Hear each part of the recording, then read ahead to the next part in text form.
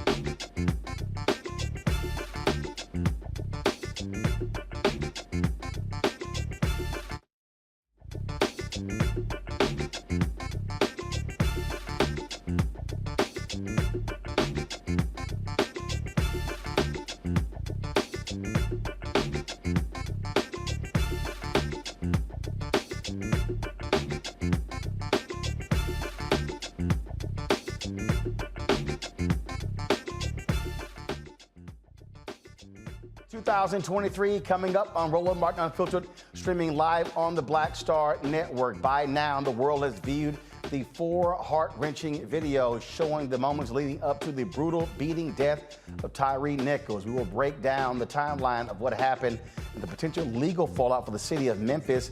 We'll be talking with the President Executive Director of the Lawyers Committee for Civil Rights Under Law and the founder of Black Cops Against Police Brutality. We'll also be speaking with Tennessee State Representative Antonio Parkinson about what the city is doing to ensure that Tyre Nichols gets justice, his family gets justice, and address the critical breakdowns in Memphis law enforcement.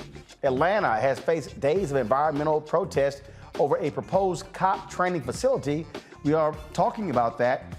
Folks on the show, exactly what is going on with this location, and also how is it going to impact African Americans. The fight for justice for Jalen Lewis, the black man gunned down by Mississippi Capitol Police, continues. His family calls for transparency. His mother and sister will join us to discuss what they are doing to get justice for their loved one. Folks, a lot we'll be breaking down and covering. It's time for us to bring the funk on Roland Martin Unfiltered on the Black Star Network. Let's go. He's got it. Whatever the miss, he's on it.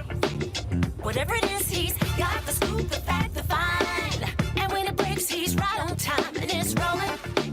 Best believe he's knowing. Putting it down from sports to news to politics. With entertainment just for kicks, he's rolling. It's on go, roll, roll, y'all. It's Roland Martin.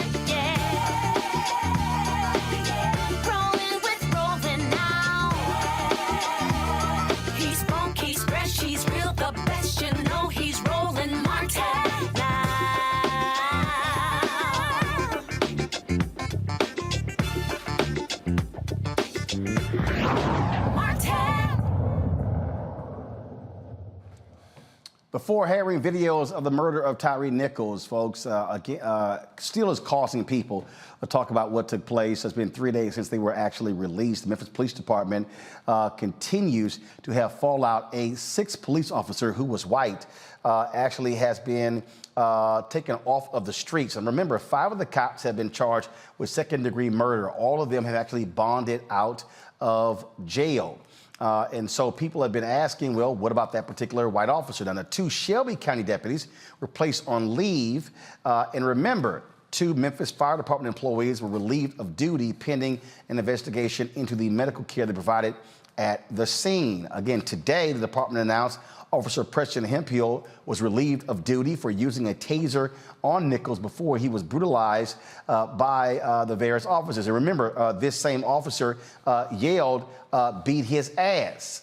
He did not participate in the beating, but again, relieved of duty. It's not been fired. Relieved of duty, folks, it's not the same as firing. So what you continue to see folks demanding accountability. There's still lots more questions to be asked. We've heard that the Memphis Police Department has disbanded the Scorpion unit. First of all, how long was it in place? Who put it in place? Why were there no supervisors? Were there other incidents that we have not heard about? Joining us now is Damon Hewitt, the President and Executive Director of the Lawyers Committee for Civil Rights Under Law. Also, former police sergeant Dr. DeLacy Davis, founder of Black Cops Against Police Brutality. Glad to have both of you here. I'm going to go to you first, DeLacy, because, look, Memphis has played this from a PR standpoint brilliantly, okay? Fired the cops, indicted, arrested, all those, police chief coming out. But we still don't have the full story. First of all, why was he stopped? That's not been ascertained. That's one. Rumors out there circulating. The family has been knocking down rumors as well. You have that. 2, what role did the police chief play in creating this unit? Who created the Scorpion unit? What was their purpose? Were there other incidents involving this unit? And so I get it. It's real clean. It's real pristine how Memphis is responding, but there still are unanswered questions here. So there are a couple of things. My understanding is that the unit came with the police chief. So when she came from her previous agency, she formed this unit and the response allegedly to the community's demands for safety, and it was supposed to bring peace to the neighborhood. So that's that piece of it. Additionally, you're right. There are a lot of questions that aren't there. For example, a couple of days ago, I talked about the white hand that I saw on a taser. And I've been having this conversation with police officers around the country. Did you see the hand? Because I saw the hand. And so now we know whose hand that was. Additionally, there were officers standing around. There are several policies that were violated. So the question for me is, are the other officers going to be charged for failure to intervene, for failure to render aid, and for failure to report? Because that was an obligation of all the officers on the scene. And then finally, what is the total count of officers who responded? Because either they have transponders in the vehicle, or you could count from the cameras who was there and what cars were there. So all of those questions need to be asked and answered. And so for us, it is not lost that a lot of this has not been brought forward for the community. In fact, I told someone yesterday that this is a story that's growing legs. It's not going to go away. It's going to get bigger because there are a lot of question marks. Damon, as we again continue to examine this, there were issues with this police chief in Atlanta. She was fired in Atlanta. And so there was one city council member, we had him on the show, who voted against her. I want to get him back on the show to find out, what was it that he saw to vote against her. There are things that need to be addressed here because the actions of these cops, that clearly was not the first time they've actually done this type of thing. Well, clearly it wasn't the first time. I don't know the disciplinary records, which is another issue. We need the disciplinary records of all police officers, not just after there's a fatal incident, right? We need to know the records of these chiefs, wherever they're going. And, we want to support law enforcement when they're from our community, but this is a reminder that structural racism is so sinister, it actually doesn't care who the perpetrator is. The only thing that matters is the victim who is oppressed. And that is typically in this country, Black people, especially when it comes to law enforcement. Going forward, though, everyone's talking about accountability or renewed conversation. That's important. But Roland, we cannot have accountability without liability. too often individual officers, entire police departments and cities are shielded from significant liability. They need the kind of liability that is going to inflict some pain, not to hurt people, but something that the city, municipalities will feel. Because at the end of the day, we've got to change police culture. Otherwise, we're headed down a bad road that's already getting worse by the day. Obviously, Memphis is going to have to pay out a significant amount of money. But DeLacy, what people still want to know, and there were people who going, I don't understand, why are people protesting? I mean, the cops were fired, they were indicted and arrested. It's because it's still a problem. A man is dead, and we continue to see these examples happen over and over and over around this country. I agree. I think people misunderstand and they oversimplify structural racism. You know, you've heard me say this, Roland, that the organizational culture of policing of law enforcement, not just the policing, but law enforcement, is white male-dominated, racist, sexist, homophobic, and then you might get to the good cops. The other issue is that when we talk about liability, the agencies and the city governments and the state governments pay out the funds. When we talk about officers being held accountable, that's the issues around qualified immunity, which is why we talk about George Floyd Justice and Policing Act addressing qualified immunity and some of those insulations that police officers have, so they're not being charged personally. Consequently, their behavior hasn't been modified. We've not seen it in my 30 years of law enforcement reform work, and so I don't see it in the future until the structures are changed or torn down. Hold tight 1 second. I got to go to a break. We come back. I want to continue this conversation with you because you're talking about the structures. But the real question is, okay, how do we get there? And so we'll discuss that next. Folks, you're watching Roland Martin Unfiltered on the Black Star Network. Download the Black Star Network app, Apple phone, Android phone, Apple TV, Android TV, Roku, Amazon Fire TV, Xbox One, Samsung Smart TV. Also, we want you to join our Bring the Funk fan club.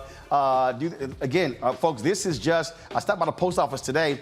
This is all the folks who send checks and money orders. So trust me, we take those, plus we do electronic. And so, yeah, I got to go through all of these here. But again, if you want to support us in what we do, send check and money orders to P.O. Box 57196, Washington, D.C. 20037-0196. Cash App, $RM Unfiltered. PayPal, R Martin Unfiltered. Venmo is RM Unfiltered. Zelle, Roland at RolandSMartin.com. Roland at RolandMartinUnfiltered.com. And be sure to get a copy of my book, White Fear, How the Browning of America is Making White Folks Lose Their Minds. Available at bookstores and downloaded from Audible. We'll be right back.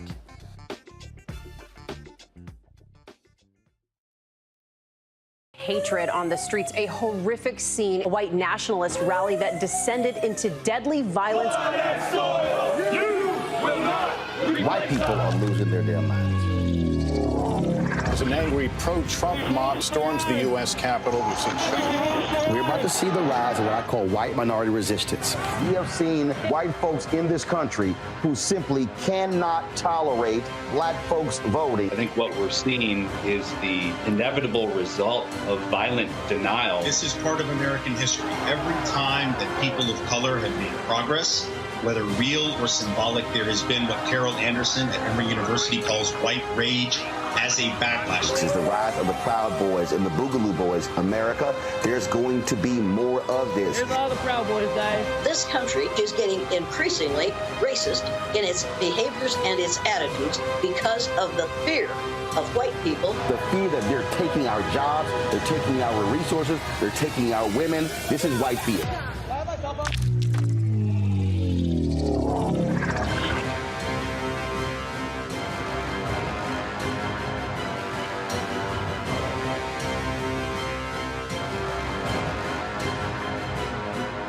Hi, I'm Dr. Jackie Hood Martin, and I have a question for you. Ever feel as if your life is teetering and the weight and pressure of the world is consistently on your shoulders? Well, let me tell you, living a balanced life isn't easy. Join me each Tuesday on Black Star Network for A Balanced Life with Dr. Jackie. We'll laugh together, cry together, pull ourselves together, and cheer each other on. So join me for new shows each Tuesday on Black Star Network, A Balanced Life with Dr. Jackie.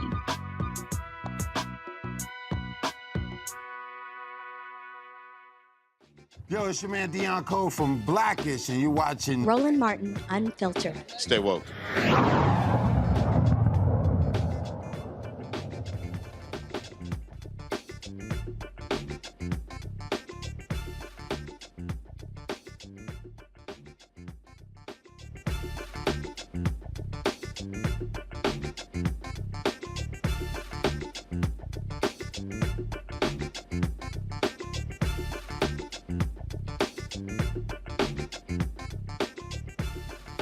All right, folks, welcome back. We're talking with DeLacy Davis. He is the founder of Black Cops Against Police Brutality. Also, Damon Hewitt, who's executive director of the Lawyers Committee for Civil Rights Under Law. Damon, I'll go to you. Going to break, DeLacy talked about how having to change this structure. How? Does a law do it? How do we do this? Because we've talked about this over and over and over again, yet the problem seems to persist continuously, and it hasn't gotten better. Well, look, the law can't do it alone, Roland, but think about what's happened since Michael Brown was killed, since Tatiana Jefferson was killed. All these black people have been killed, other people as well. There's been a lot of protests in the streets, a lot of public discourse, a lot of talk, but the law itself has not changed.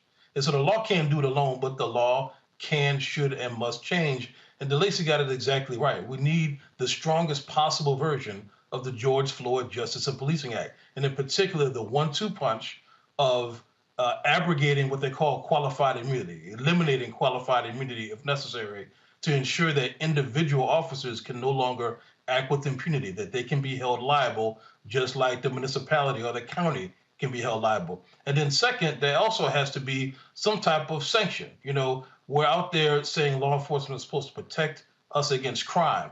The spotlight camera that caught the most horrible angle of the brutality against Tyre Nichols was probably placed there to look over the community to try to keep people safe from crime. Well, it actually captured crime being perpetrated by police officers. And so if it is a crime by officers, it has to be treated like a crime. And so we need that 1-2 liability through the George Floyd bill. But also, the other part of the culture change is that policing is an industry with big money. There's a lot of money flowing all kinds of different ways, including from the federal government to the 18,000 law enforcement agencies in this country, local agencies. And so we need to make sure that there's no gravy train of money without real accountability, without real requirements. If you put side by side the places that receive the money and the places where there have been these flashpoint incidents of killings, you're going to start to see some overlap. And that is a problem. That means our tax dollars are sponsoring this killing. Are civil rights groups coming together to demand that President Biden call congressional leaders to the White House to meet with families and say, get this bill back on track, get it done? Definitely. We know that the political calculus in the House of Representatives is what it is. That doesn't look good, obviously, but that doesn't stop our call, right, for change. Civil rights groups have already come together, even before the funeral, which is happening on Wednesday, obviously. Reverend Sharpton's delivering the eulogy, have come together to demand that there be some action and to call President Biden and this administration to talk about its specific response to this incident, its specific response to this pattern of atrocities befalling our communities. DeLacy, when you talk about a new structure, okay, how do you get there? Because this is ingrained, it is in department after department after department. So, and I'm going to go as quickly as I can, Roland. You know, we've been having this talk at the federal level. We talk about trauma-informed policing, George Floyd Justice and Policing Act, the Breathe Act, which is another federal law that would deal with federal officers along this, consent decree, pattern and practice investigations of police departments and agencies. We know when those things are in place that behavior changes because they're being forced to change, addressing qualified immunity, as we both just talked about, whistleblower protection for good cops. Good police officers have no incentive to tell the truth and be a whistleblower because the price they pay inside and behind that blue wall and that blue coat of silence is so severe. Ban chokeholds in any stress positions, divest and reallocate police dollars, and then make elected officials accepting union campaign contributions toxic in our community and every community, and then accountability for law enforcement agencies via economic incentives to shift their policies and ban pretextual traffic stops and hunches that something is wrong. That's just at the federal level. The state level, there should be state prosecutors who investigate use of force and police shootings, and that's all they do. So they don't have what Johnny Cochran used to say, that incestuous relationship between the police officer and the prosecutor, because they need police officers to try cases. So when there's a special prosecutor for all police shootings, that's all they'll do. Change deadly force standards from reasonable to necessary deadly force, and then license police officers as required for working in a state, because if you don't have a license, you can't go from department to department when you have a problem. Examine and evaluate police academy dismissals by race. We know that women shoot less and are less aggressive in terms of policing in general, so then why isn't there an effort to recruit more women into police force rather than men who are naturally naturally attacking our community, as we've seen from all these cases.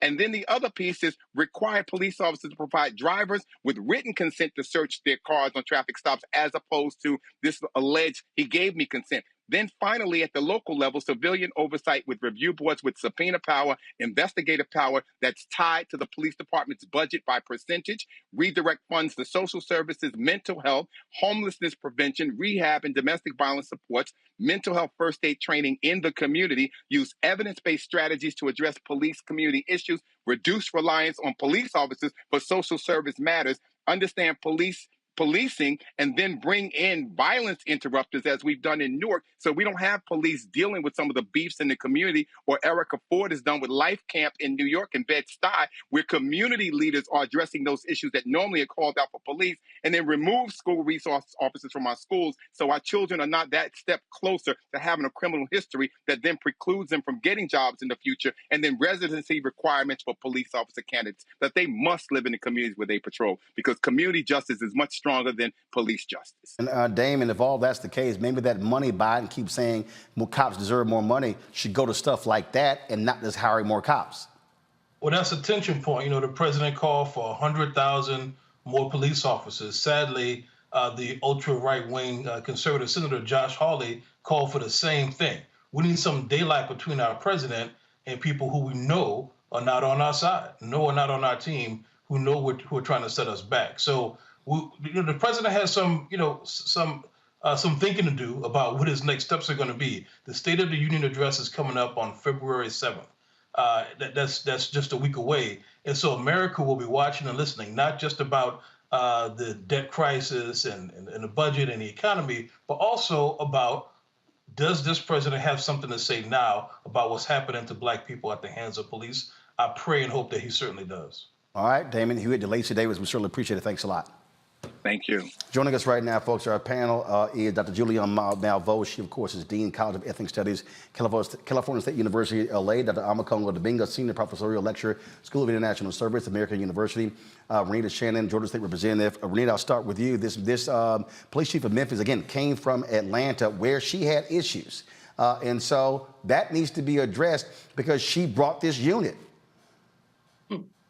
Absolutely. And what we need right now is not piecemeal solutions. We are long past the George Floyd Justice and Policing Act. We need big solutions. And thankfully, some cities are moving to some of those solutions that will stop the killing of Black and brown folks at the hands of police. These big solutions look like abolishing police from traffic stops. There are some cities who've already moved to say that traffic stops will not be enforced by police officers carrying a gun, but they will be enforced by traffic officers who are not armed. Automated traffic enforcement. Traffic is where the majority of folks come in contact with police officers. You've had some states take a look at removing police officers from responding to mental health crises. So if you call 911, it is not a police officer that will come out when it's a mental health crisis. Someone who is qualified to deal with mental health issues will come out. And so what we need right now is not a Band-Aid. We do not need piecemeal legislation. And by the way, this does have to be fixed with legislation. We need big solutions that are going to make sure that Black people do not continue to lose their life at the hands of police officers. Those solutions are available, but we have just been told over and over again that they are not possible. But yet and still, we see over the weekend how quickly the Scorpion unit was disbanded after we have been told many, many times that police cannot be defunded or abolished. They can, and we must. Makongo. You know, I was looking up the Scorpion unit, and I read here that it stands for Scorpion, Street Crimes Operation to Restore Peace in Our Neighborhoods. Where the hell did that happen, right? This man weighed over 200 pounds. Mr. Nichols, 145 pounds because, Crohn's disease. These guys are former football players. They brought in people designed to intimidate the community, not to bring peace into the neighborhoods. And the fact of the matter is that the police chief brought this unit with them, and we can applaud her for the actions that she took. But like you said, Roland, this story is, and your guest said, this is not done. They handled the PR stuff from the beginning really well, which probably brought down fewer protests this past weekend. But we need to keep shining the light. The white man who had a taser, the white officer. This is not over. And they need to understand that. And we need to really look at some of the steps that the brother mentioned in terms of some of the solutions, because you hear people like Jim Jordan over the weekend saying, oh, there's not much we can do. These are just bad people. that pressure needs to be put on Biden, because what the other brother said about that disconnect between him and Josh Hawley calling for the same amount of police officers, but Biden's not doing much to talk about limiting funding to these departments that are doing us harm. That's where we can probably be the most effective as it relates to putting pressure on demanding change, given the Congress, the House of Representatives that we have right now. And we need to pay more attention to pressuring Biden in that way. Julian? Omakongo has it right about Biden. We really have to, he has let us down. His rhetoric is fine, but why has he not put increased pressure on the Senate to pass the George Floyd Justice and Policing Act? And Renita's also right, that act now is obsolete. It's not enough. It's a step in the right direction, but we need so very much more.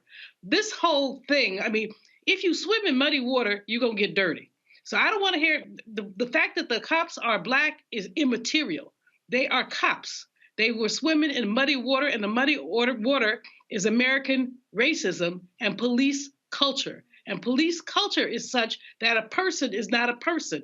The fact that that person with the white man with the taser was hollering on the side, beat him, using expletives, the number of expletives that were used. And when you think about that young man, a slight young man, having 5 officers on top of him, it's just untenable. I also think, Roland, everyone, this is just the tip of the iceberg of this story. The sister, who's the police chief, she did well, but guess why she probably did well? Because she'd been down this road before in Atlanta. She's been down this road before, so now she knows better. But why would you bring brutes with you?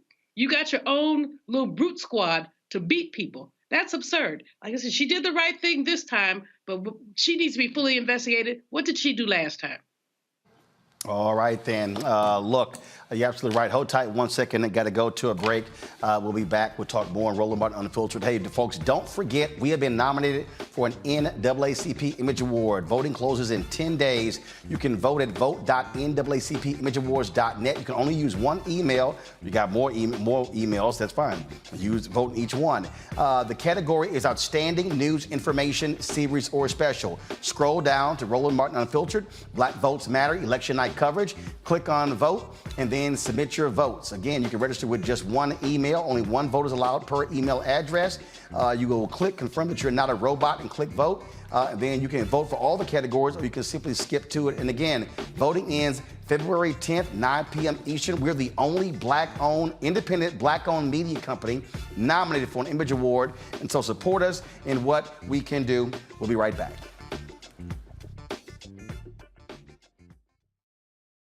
Most people think that these television shows that tell stories about who we are as Black men, and then they paint these monolithic portraits of us.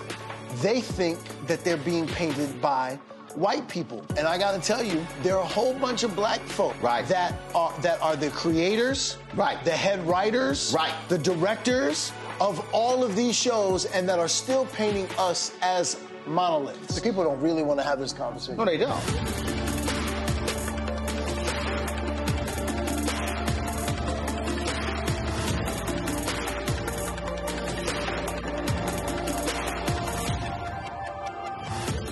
Next on the Black Table with me, Greg Carr.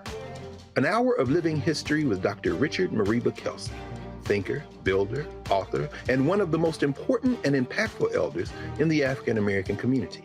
He reflects on his full and rich life and shares his incomparable wisdom about our past, present, and future. African genius is saying that my uncle was a genius, my brother was a genius, my neighbor was a genius.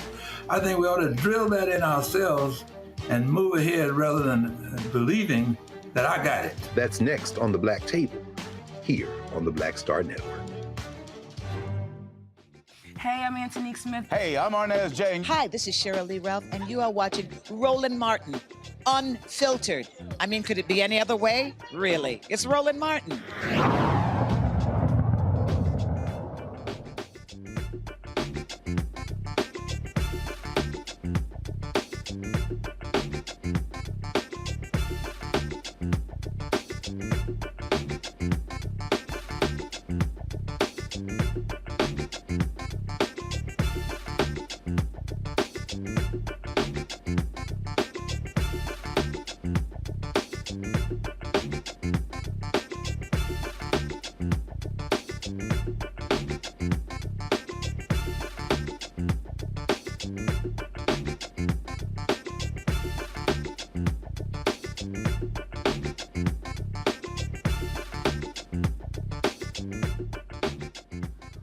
Folks, as we told you earlier, the Memphis Fire Department has actually fired 3 personnel as a result of the death of Tyre Nichols. Go to my iPad, Henry. EMTs Robert Long and Jamichael Sandrit, quote, failed to conduct an adequate patient assessment upon seeing Nichols being injured. This is from Fire Chief Gina Sweat.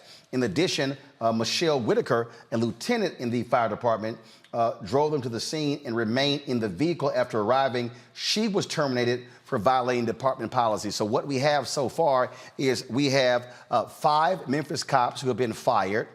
We have 1 that has been relieved of duty. And then we, of course, have had 3 fire officials that have actually been fired as a result. Joining us right now is Representative Antonio Parkinson. He is the chair of the Tennessee Black Caucus. Glad to have you on the show, Representative Parkinson.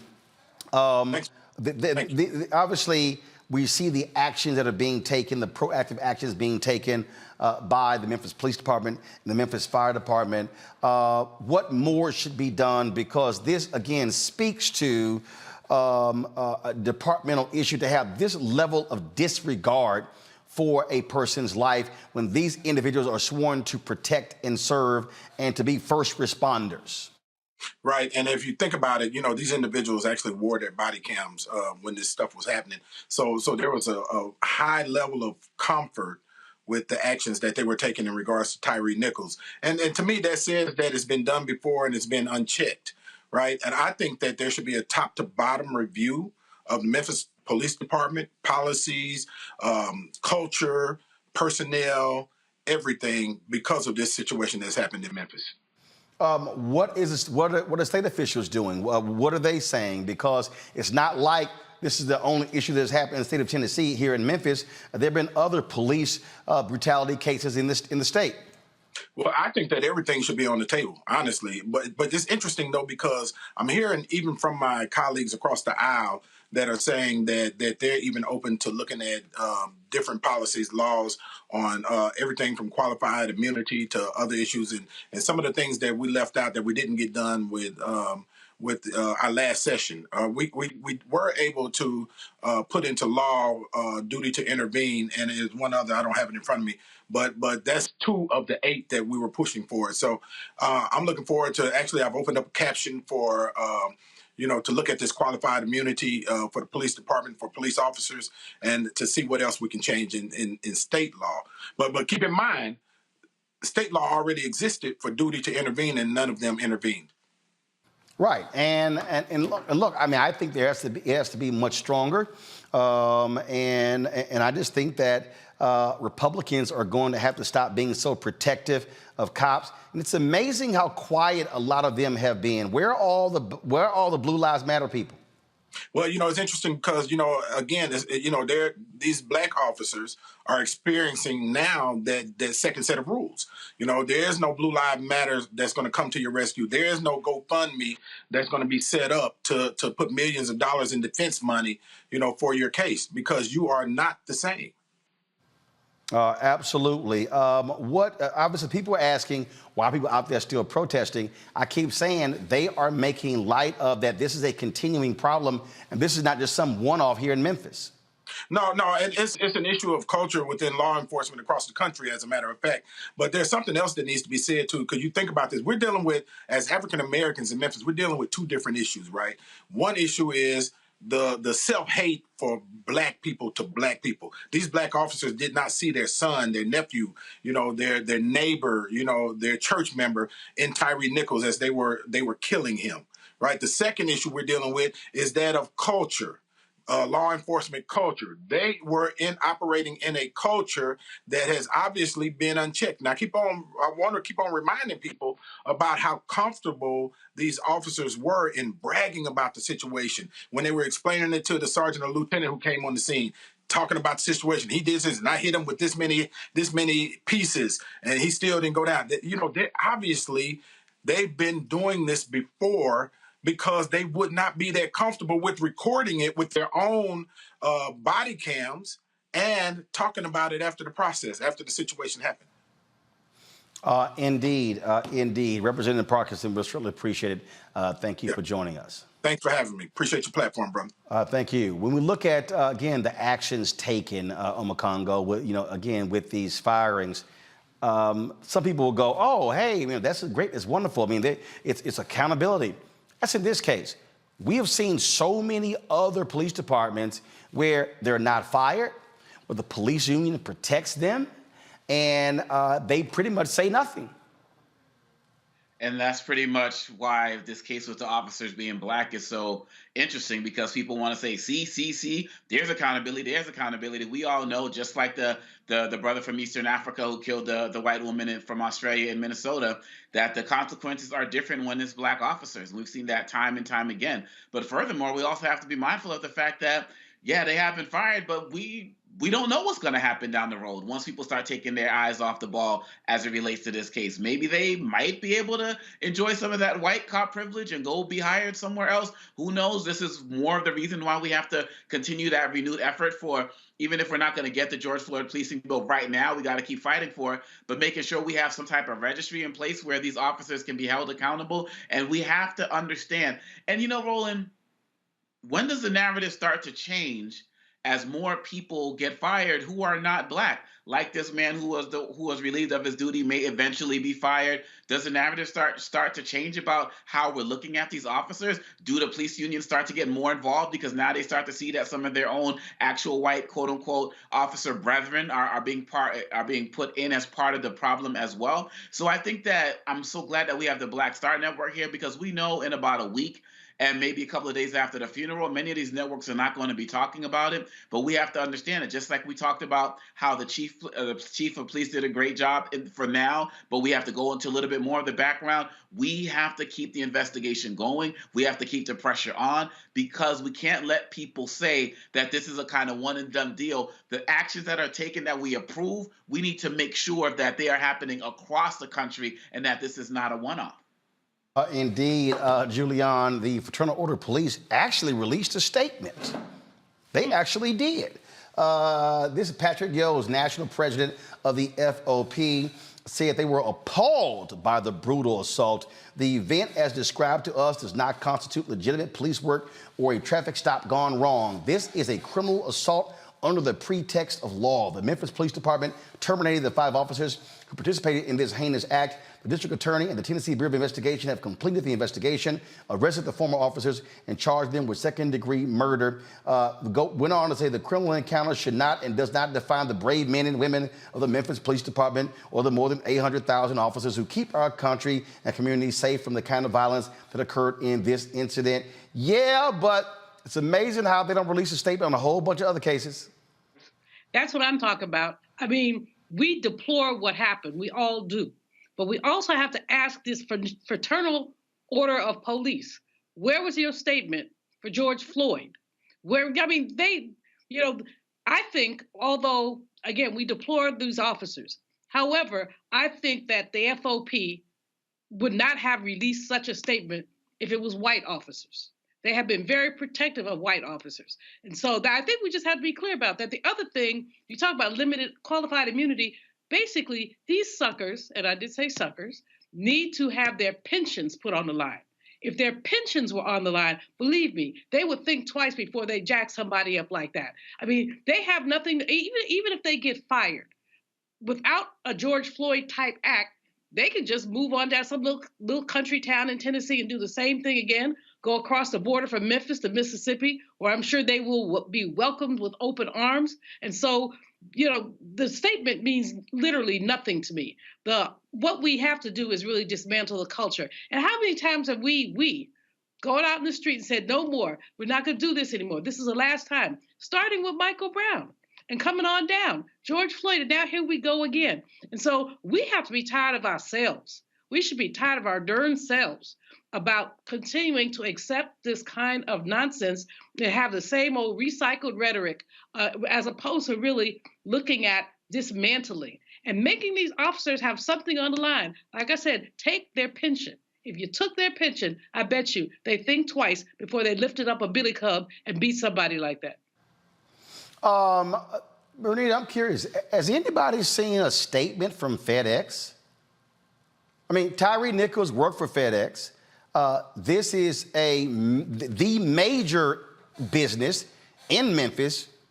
I haven't seen anything.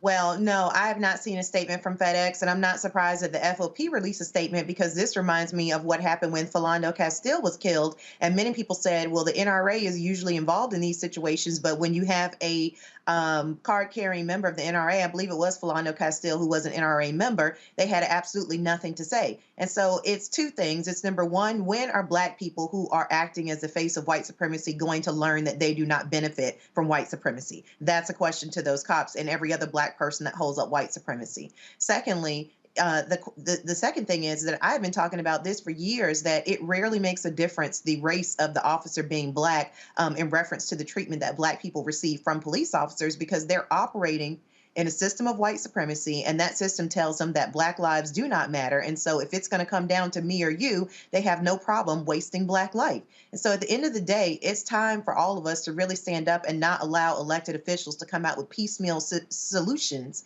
It is time to make sure that we make sure that Black people are not being just killed by police. And that's it, that they're not being killed, because for so long we've said police have to be held accountable. We are past that point. We want police to stop killing Black people, and we see that they are not capable of making changes on their own to do that, and that they're going to continue to operate in a system of white supremacy with even Black folks holding that up. It is time now that we make structural changes, as I mentioned before, that make sure that police don't even have the opportunity to murder Black people over a traffic stop. Folks, hold tight 1 second. We have got to go to a break. We come back. We'll continue discussion on this story as well as other news of the day. Top of the hour, we're going to talk with the daughter of Rodney King about this issue as well. Again, folks, support us in what we're doing by voting for us for the NAACP Image Awards. Vote.naacpimageawards.net. Go to the site. Look for under the Outstanding News and Information category, Roland Martin Unfiltered, the Black Votes Matter Election Night Special. And so you can cast your ballot for us and support us in what we do. So please do so. Don't forget, folks, on Friday, I'm going to be in Daytona Beach, Florida, for a community town hall dealing with Bethune-Cookman. Students, faculty, staff, alumni, and community, they're all welcome. Remember, we have a new location. The previous church, Greater Friendship Baptist Church, they canceled on us, took a vote and do so. But look, we made a phone call, and we're going to be at a Hope Fellowship Church on Friday. And so join us there. Doors open at 5 p.m. We'll be live from 6 to 8 p.m. Eastern in Daytona Beach, Florida, Friday for our community town hall related to Bethune-Cookman University. We'll be right back on Roland Martin Unfiltered.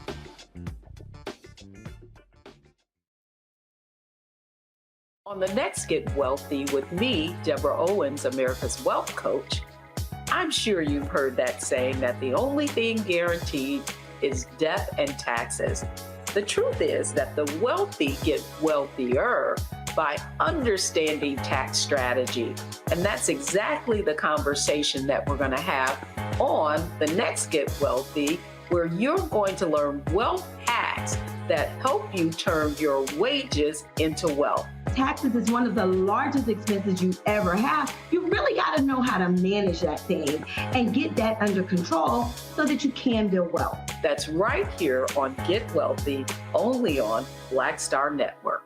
On a next, A Balanced Life with me, Dr. Jackie, a relationship that we have to have. We're often afraid of it and don't like to talk about it. That's right, we're talking about our relationship with money. And here's the thing, our relationship with money oftentimes determines whether we have it or not. The truth is you cannot change what you will not acknowledge. Balancing your relationship with your pocketbook. That's next on A Balanced Life with me, Dr. Jackie, here at Black Star Network. We're all impacted by the culture, whether we know it or not. From politics to music and entertainment, it's a huge part of our lives, and we're going to talk about it every day right here on The Culture with me, Faraji Muhammad, only on the Black Star Network.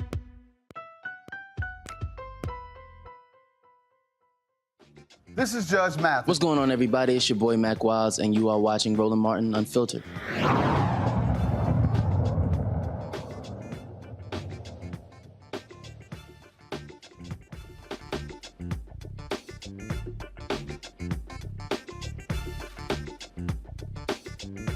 All right, folks, before I move forward, don't forget the Black Star Network can now be seen on Amazon, on the streaming service on Amazon Fire, of course. We're on Amazon Fire TV, but they have Amazon News. And so when you go to Amazon Fire TV and you go to their television grid, Black Star Network is right there, along with CNN, MSNBC, and the other news networks. And so that's our 24-hour streaming channel. In addition, if you have Alexa in your home, you can just simply say, Alexa, play news from Black Star Network, and it will actually play you the audio of the Black Star Network. So if you have the Amazon Fire TV, go to the Amazon News section, and you can actually watch the 24-hour streaming channel of the Black Star Network. You can watch this show in addition to the other shows, the other content, the live events that we stream, the news conferences and protests, things along those lines. So all of that stuff is available, again, on the Amazon Fire TV, Amazon News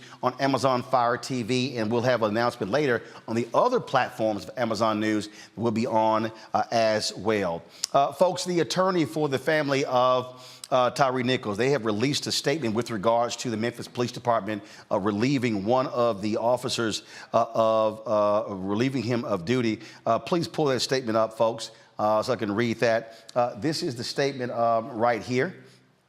Y'all got it? Let's go. Let's pull it up, please. It says the news today from Memphis officials that Officer Preston Hemphill was reportedly relieved of duty weeks ago, but not yet terminated or charged, is extremely disappointing.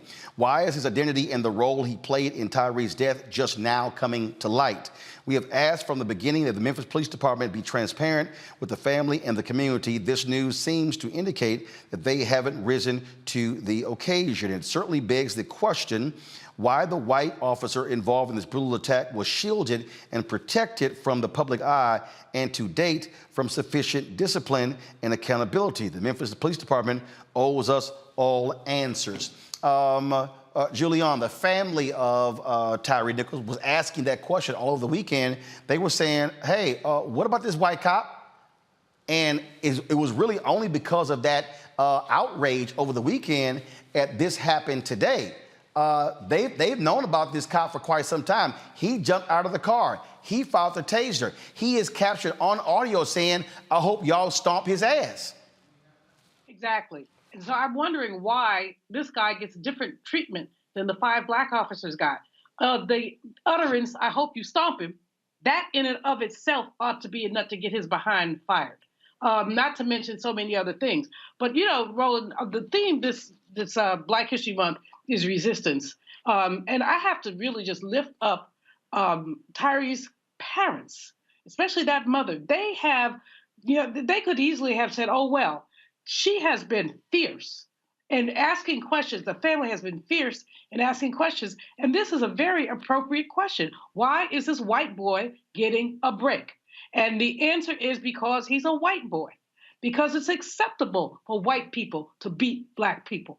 And so we have to, I mean, this whole thing is so disgusting. But what's even more disgusting is these 5 and then this little one are the tip of the iceberg. I want to know who all was there and what all their role was. There had to be more than those 5 or 6 there. There were others. Who were they? What did they do? And if there was a duty to intervene, then those who did not intervene, they too need to be fired. Renita? It's just so sad because black people are always put in the position to get their own accountability and to have to do their own detective work. As you mentioned before, and I don't know from what you saw, but I saw on Twitter that black people collectively across the nation looked at that video and saw that there were white hands involved and there were other people beyond the 5 officers who were charged, who were a part of this incident. And people started saying on Twitter, what about this other person who was involved? They should all be, you know, fired. They should all be held accountable. And it was black people's voices that lifted up getting this additional white officer fired. Why do we have to do that? If the police chief was on her job, why didn't she, you know, proactively bring up the fact or, you know, publicly that this officer should be charged as well? I mean, there are so many people in the process who could have relieved Black America from having to do our own detective work that it is just so sad. But we know what the answer is. It's white supremacy. He wasn't charged because he's white. Period, point blank. As folks said, Makongo, there were other police officers who were there on the scene. And again, there should be, as DeLacy said, a top to bottom investigation. The police chief said that's the case, but you got to answer the question, can you trust this police department to do the investigation? I think the answer is clearly no, and it's been no from the beginning. And again, some good actions were taken in the beginning, but without proper it goes to what Renita was saying. I mean, we really have to be the oversight. We can't expect the DOJ will probably get involved at some point, but after how long?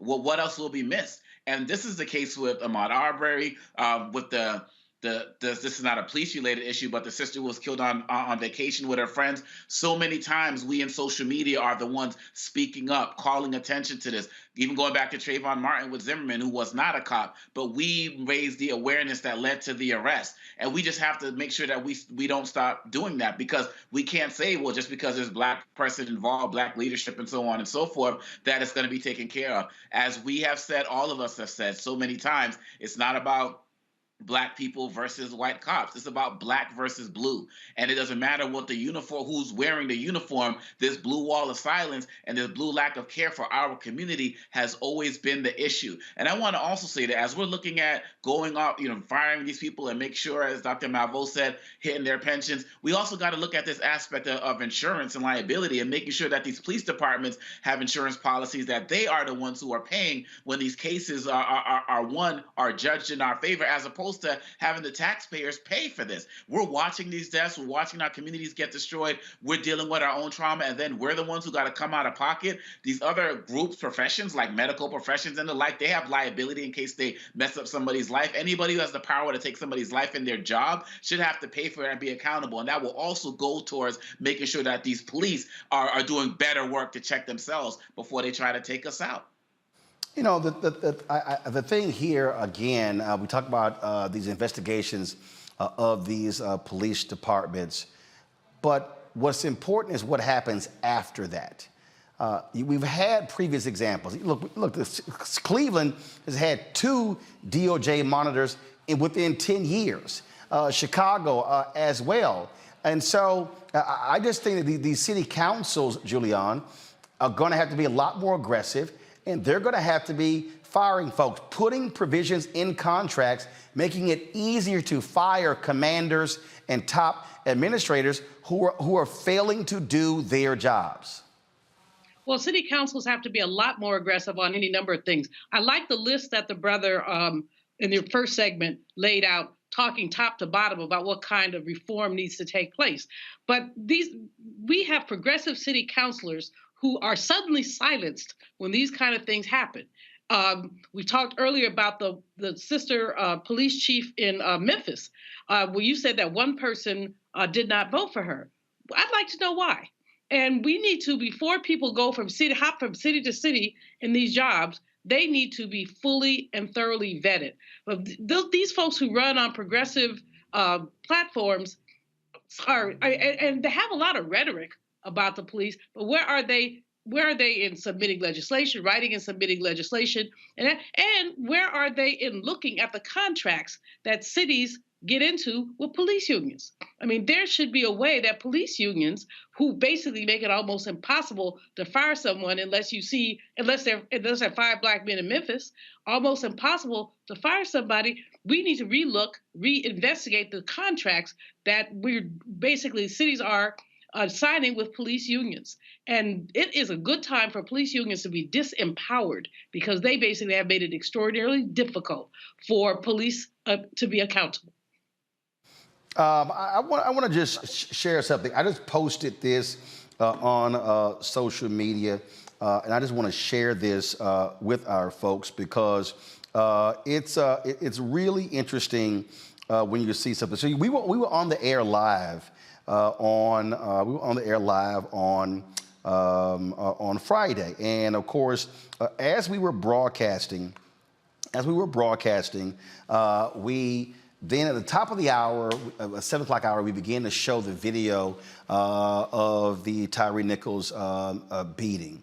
And so at that time, we were live on Facebook. And so go to my iPad, please. So at the time, 319 people were watching us broadcast on Friday, 319. Well, within a matter of minutes on YouTube, at the time on YouTube, we had approximately, about 4,500 watching. It jumped to 27,000 on YouTube. Guess what it jumped to on Facebook? 324.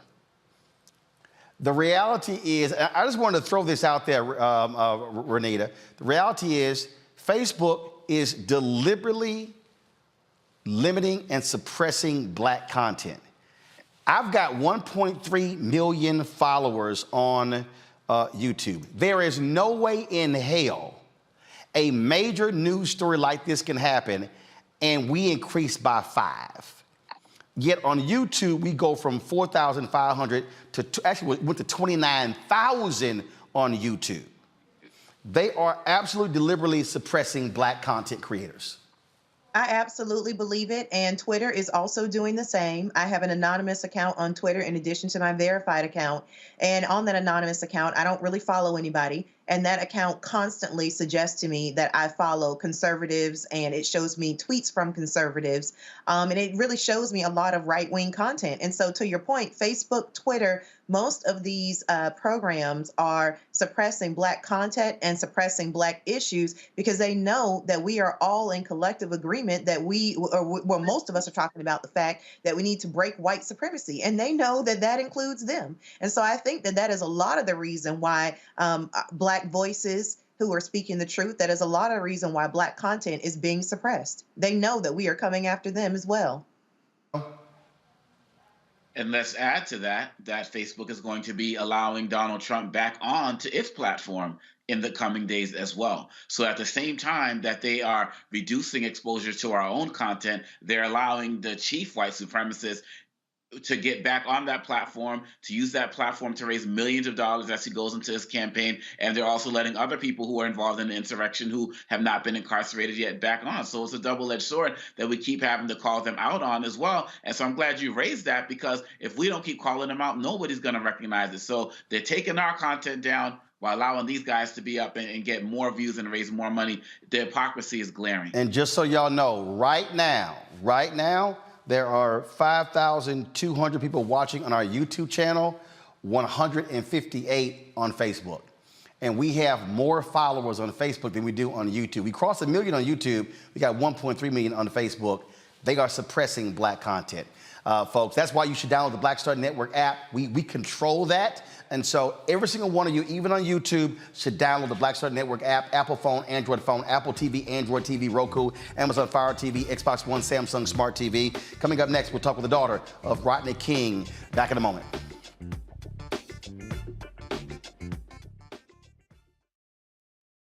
When you talk about blackness and what happens in black culture, we're about covering these things that matter to us, speaking to our issues and concerns. This is a genuine people-powered movement. There's a lot of stuff that we're not getting. You get it, and you spread the word. We wish to plead our own cause.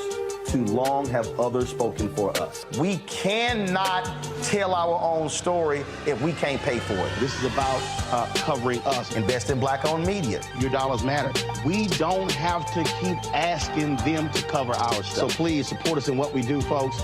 We want to hit 2,000 people, $50 this month, raise $100,000. We're behind 100,000, so we want to hit that. Y'all money makes this possible. Checks and money orders go to P.O. Box 57196, Washington, D.C. 20037-0196. The Cash App is $RM Unfiltered. PayPal is R Martin Unfiltered.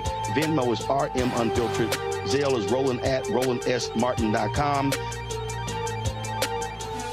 Black Star Network is here. Oh, no punch! I'm real revolutionary right now.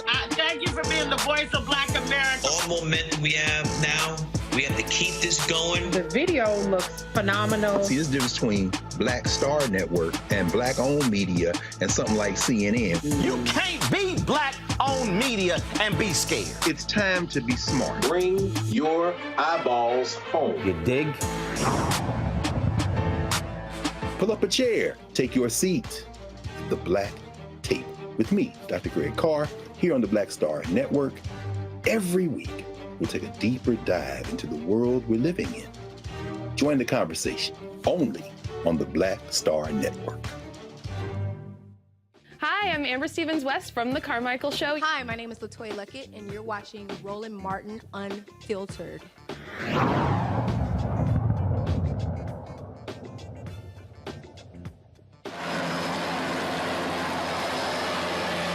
Folks, 22 years ago in March, the world was shocked and stunned with this video. This was the beating of Rodney King by LA police officers. They, of course, originally were acquitted in Simi Valley and then were found guilty in a federal trial.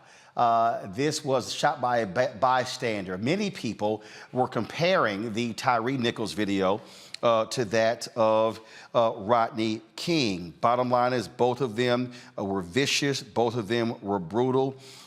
In the case of Rodney King, he was able to survive. He still survived the beating, still had issues after the fact. Unfortunately, Tyre Nichols actually died 3 days later. Laura Dean King is the daughter of Rodney King. She joins us now on Roland Martin Unfiltered. Laura, glad to have you on the show. No matter how long ago that was, it still has to be very difficult to watch that. And when you heard about this Tyre Nichols story and then them telling people, hey, preaching calm before it was released, you certainly had to have a knot in your stomach only imagining what it looked like, because people were describing, some saying it was worse than the beating of your father.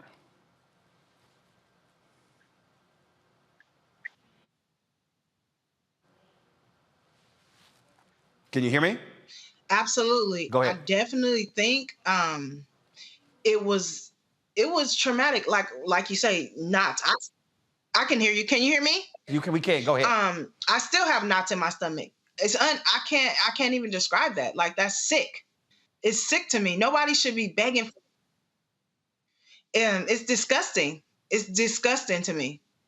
I don't understand it. It doesn't make any sense. Can you hear me? Yep, we got you. We got you just fine. You know, when the Rodney Can you hear me? Yes, we can.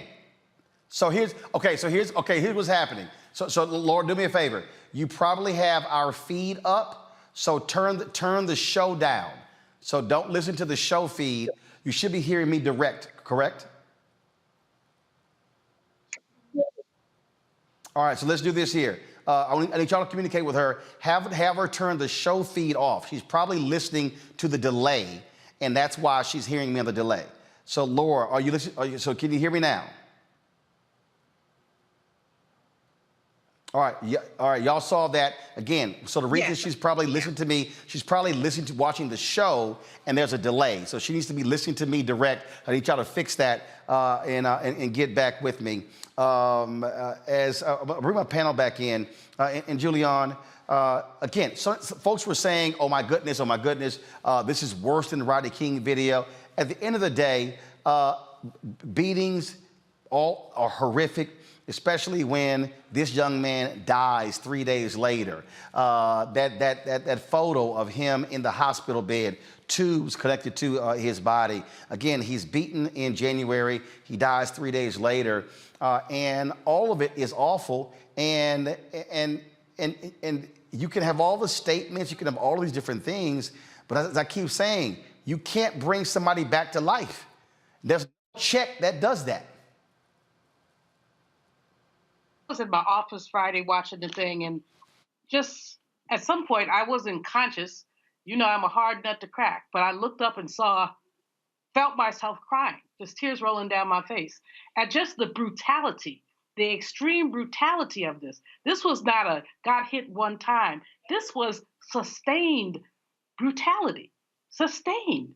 And nobody surrounding it, which does make it similar to Rodney King, nobody surrounding, and it was more than those 5 or those 6. No one said, stop it, y'all. You know, nobody. The man could not even stand up. He was basically using the car as a support for himself. So you're right, you can't bring anybody back. We are too familiar with these beatings. Roland, so many things came to my mind when I watched the video, but one of the things that came to my mind was the beating of Fannie Lou Hamer. And if you remember when she was arrested in Winona, Mississippi, after going to voter registration activity, she was arrested, she was taken to jail, and 2 Black inmates were forced to beat her. 2 Black inmates were given those billy club things and forced, or I think it was a metal bar, I'm not sure. Whatever they did, they beat the woman to the point that she lost her eye. And all these people want to talk about race. I mean, structural racism, yes, but these were Black people. This was an elderly woman. She was in her 50s, and they just beat the you-know-what out of her. And, so, again, if you swim in muddy water, you're going to get dirty. And there's a whole lot of dirty Black folks, especially Black cops out there. We have Laura back. Laura, can you hear me now? I do. I can hear you. There we go. All right. So you were talking about, again, watching this video and again having to relive what took place 22 years ago. And so many people were talking about, this watershed moment, the riots took place, we're going to see these changes.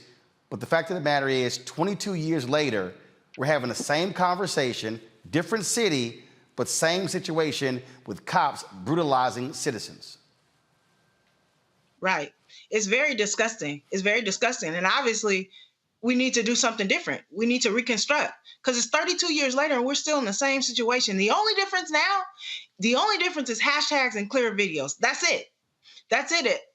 As much as I want to be hopeful, and then there's another hashtag. So it's like, and people wonder we're angry and why we're angry, why we're frustrated.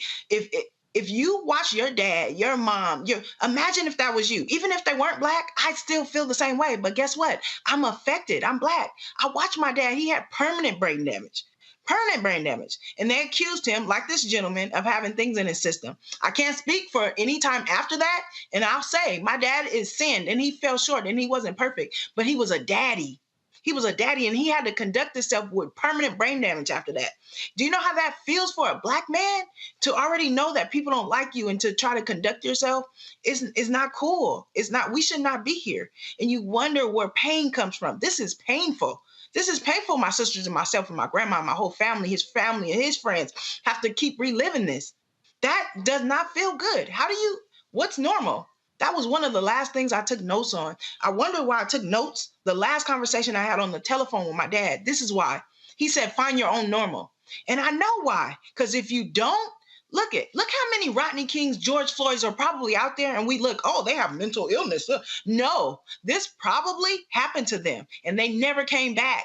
Or it wasn't videoed. So here we are. It doesn't make sense. We should not be here.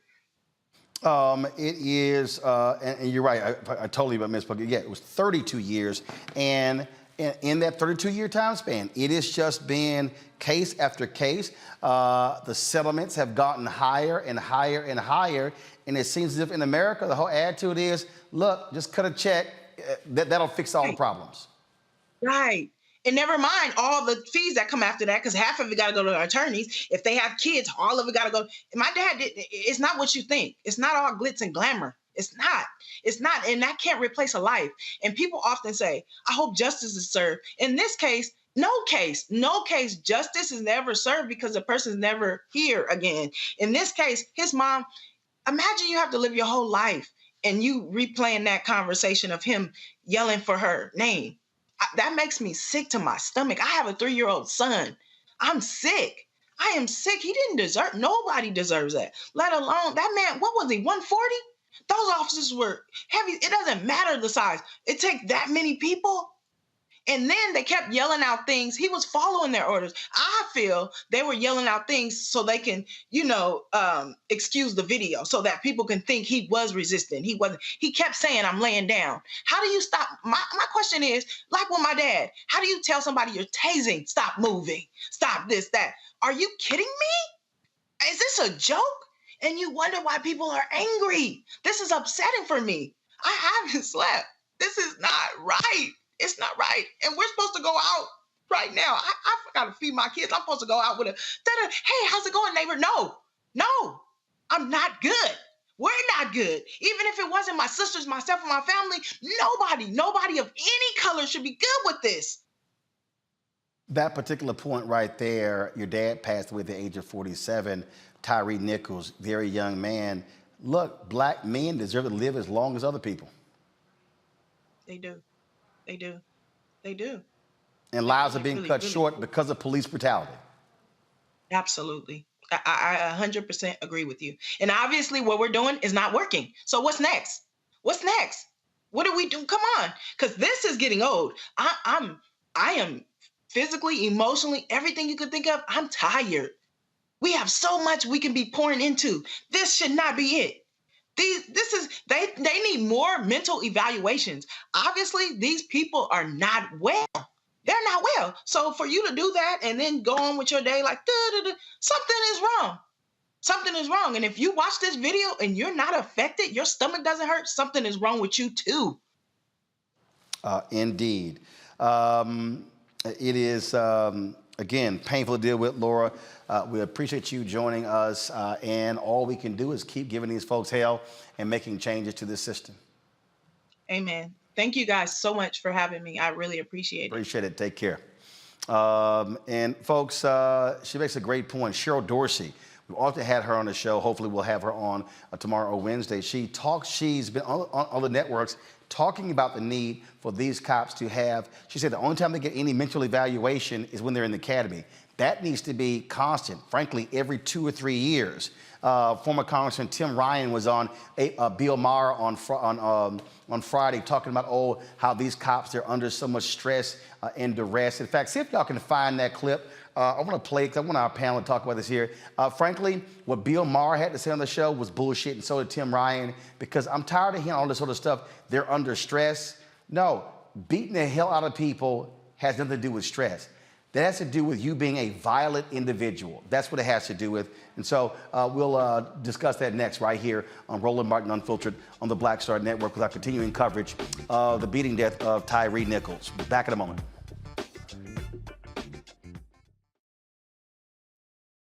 Most people think that these television shows that tell stories about who we are as black men, and then they paint these monolithic portraits of us.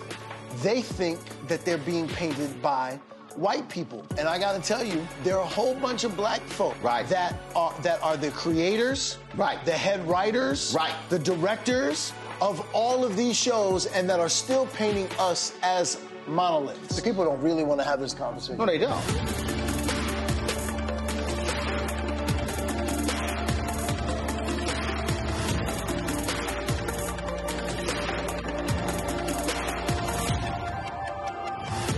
On the next Get Wealthy with me, Deborah Owens, America's Wealth Coach, I'm sure you've heard that saying that the only thing guaranteed is death and taxes.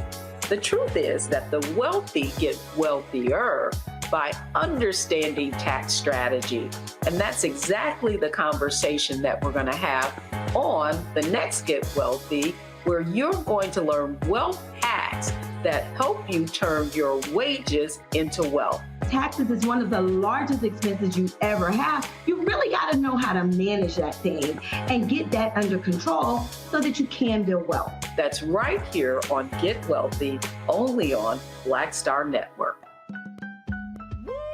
We're all impacted by the culture, whether we know it or not. From politics to music and entertainment, it's a huge part of our lives, and we're going to talk about it every day right here on The Culture with me, Faraji Muhammad, only on the Black Star Network.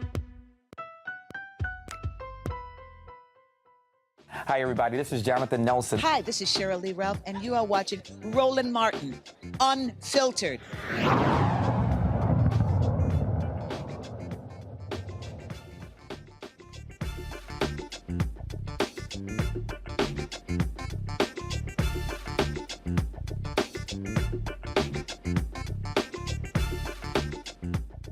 All right, folks, you can always count these days on Bill Maher saying some pretty stupid stuff.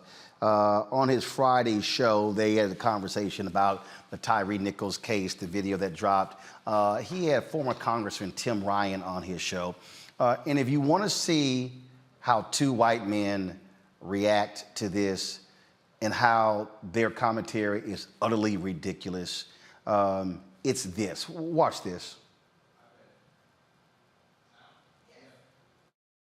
Yeah, Half Moon Bay and Monterey Park was the other one, right? And you know, these shootings happen. We go through this ritual where then we wait for them to announce the race of the shooter. Like we're waiting for the Oscar nominations, because that's, you know, somehow to a lot of people the most important thing. And I just thought it was very interesting that this week Asians were killed by Asians, two Asian men who were, you know, 66 and 72. And then this week, we just got this video of the Memphis 5. A black man is brutally beaten in Memphis by 5 cops. They're all black. I guess what I'm asking is, America's culture of violence, it does go deeper than race, right? And I think this monofocus we have on race is short-circuiting us trying to fix some of the realer problems. Would you agree? Well, definitely deeper concerns here, and this is an opportunity for us to have that conversation. The conversation about mental health, the conversation about guns, the conversation about cops, the cops, and the stress, and the stress that cops are under. I'm not defending these guys. Of course, this was a tragedy. They should be prosecuted, full extent of the law, the whole 9 yards. But if we don't, at some level, realize that it's not a white cop or a black cop, it's a cop who's under stress, who's underpaid. I had cops in my congressional district, Bill. They were getting paid $14 an hour. If you're learning guitar late in life. So, let me unpack this. Here's my problem with this. See, for Bill Maher, how his mind, this preoccupation with race, Julian. It's a preoccupation. He wants to act like race doesn't matter. What he tries to offer up is that race is the only thing. No. The reason we talk about the race aspect, because it is real. The fact of the matter is, race doesn't apply to everything, but it applies to a lot of things. Bill wants to act like, oh, this preoccupation with it, Asians killing Asians and black cops killing somebody black. But Bill, if you look at the majority of the cases, what did the FBI director say? The greatest threat to America is white domestic terrorism. He didn't say, oh, terrorism in general. He said white domestic terrorism, not Muslim terrorism, not black terrorism, not Latino illegal immigrant terrorism, white domestic terrorism. And I'm about to send Tim Ryan a text to tell him my thoughts about his little comments there as well. And all the cops are stressed. I don't give a damn how stressed you are. That ain't got nothing to do with you beating somebody's ass. Hello. You know, Roland, first of all, Bill Maher needs to get over himself. He used to be funny, politically correct, among other things. That comment about, like, the Academy Awards, that wasn't even funny. It was a throwaway comment that wasn't unworthy of coming out of anybody's mouth. But secondly, he ignored what we've talked about much of this time we've been together, which is the whole issue of structural racism. And when he talks about these Asian men killing each other, let's talk about the Half Moon Bay for just a minute. Half Moon Bay was about worker oppression.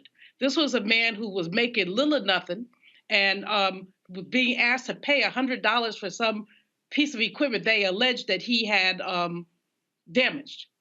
So, you know, these are people making damn near the minimum wage, and you want them to pay $100 for something that they may or may not have damaged. Yeah, he lost it and he killed people, but let's not, this was not about race. This was about predatory capitalism.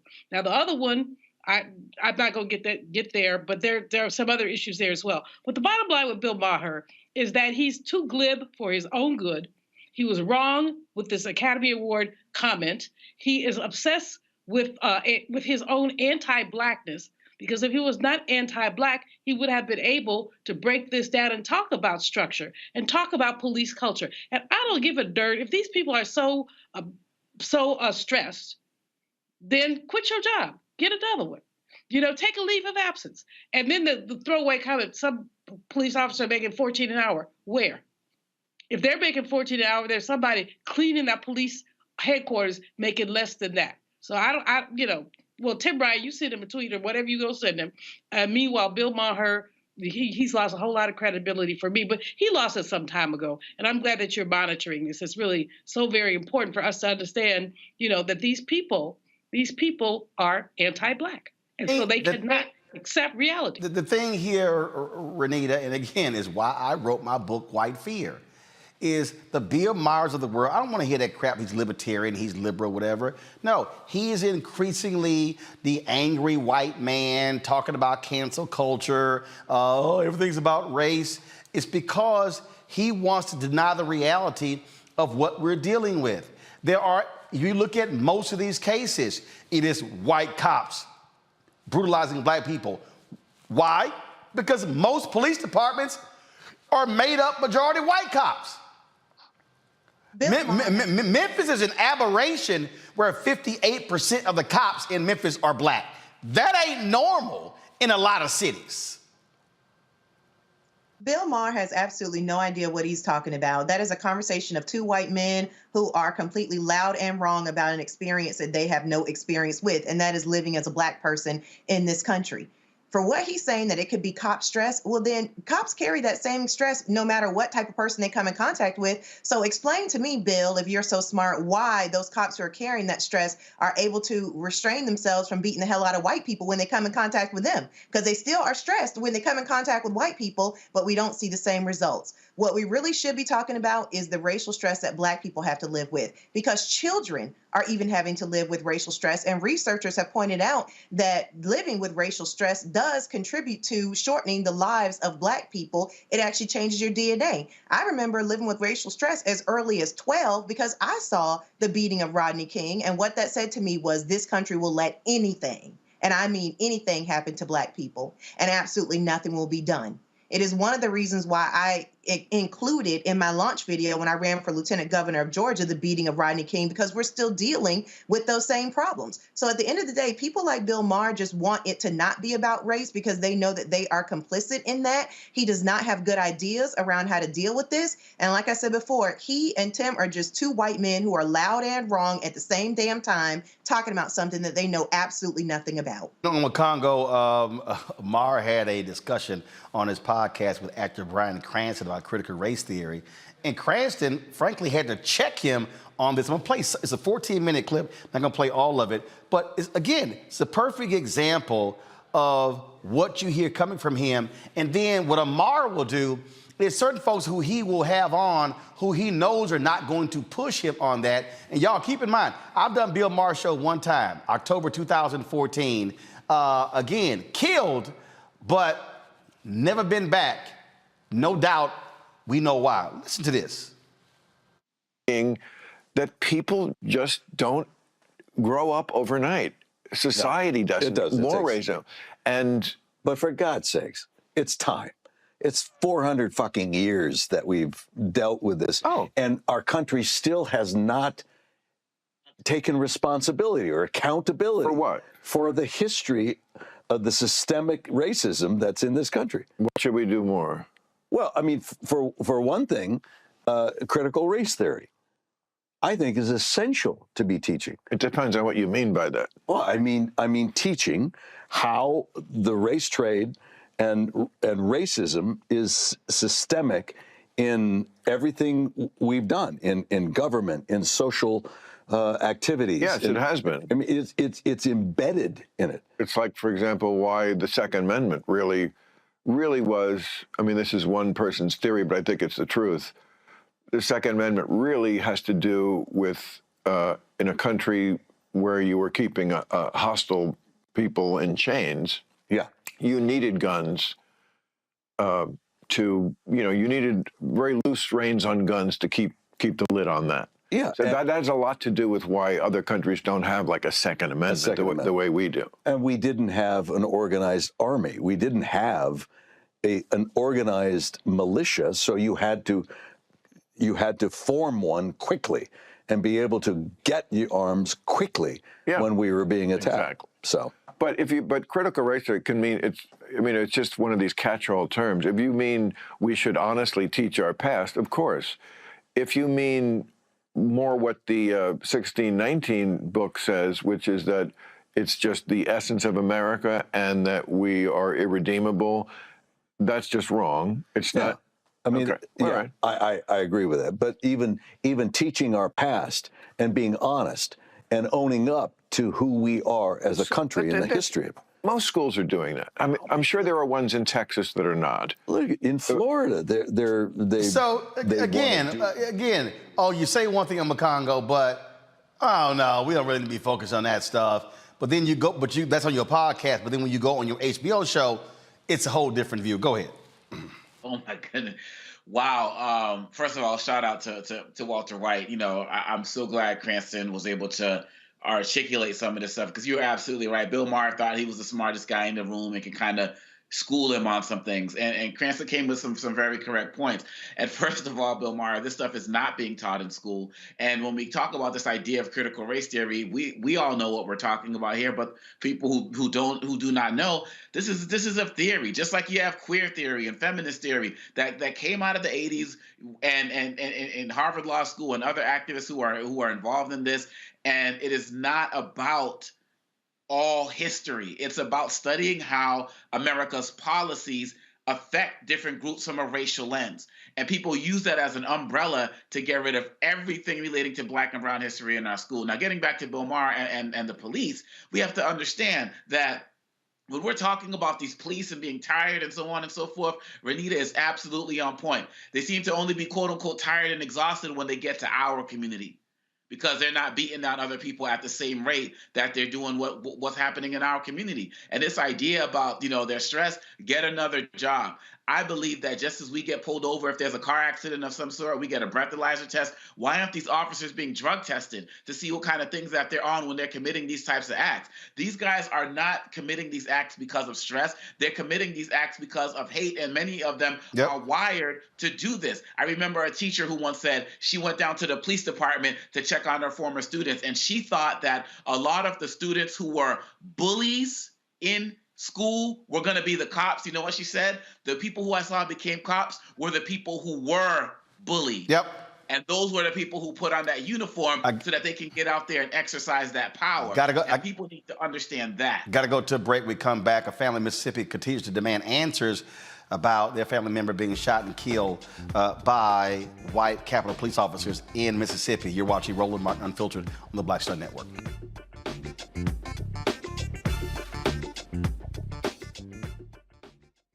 Folks, Black Star Network is here. Hold no punches. I'm real revolutionary right now. Support this man, Black Media. He makes sure that our stories are told.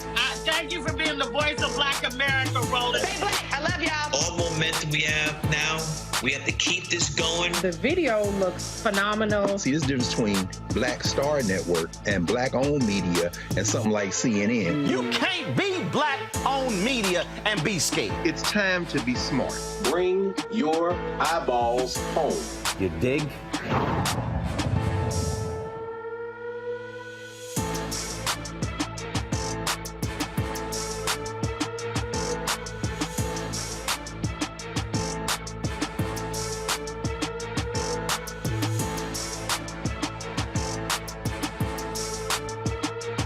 Deborah Owens, America's Wealth Coach, and my new show, Get Wealthy, focuses on the things that your financial advisor and bank isn't telling you, but you absolutely need to know. So watch Get Wealthy on the Black Star Network.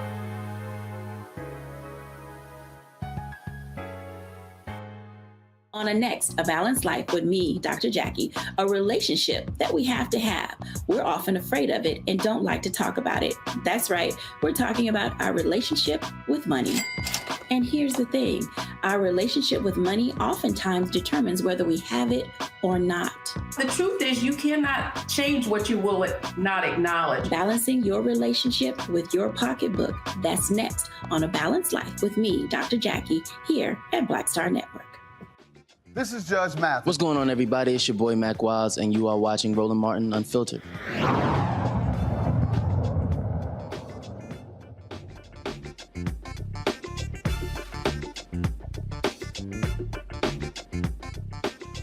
Unlike the family of Tyre Nichols, the family of Jalen Lewis in Mississippi, they're still waiting for justice and some answers. You might remember that Jaylen was shot and killed by Capitol Police in Jackson, Mississippi on September 25th.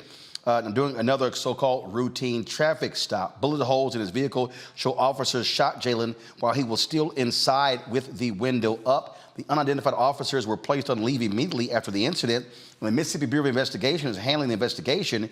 Jaylen's mother, Arkila, and sisters Unisha and Alexis join us right now. So, all right, there's an investigation. This is September, okay? October, November, December, January. We're now 4 months.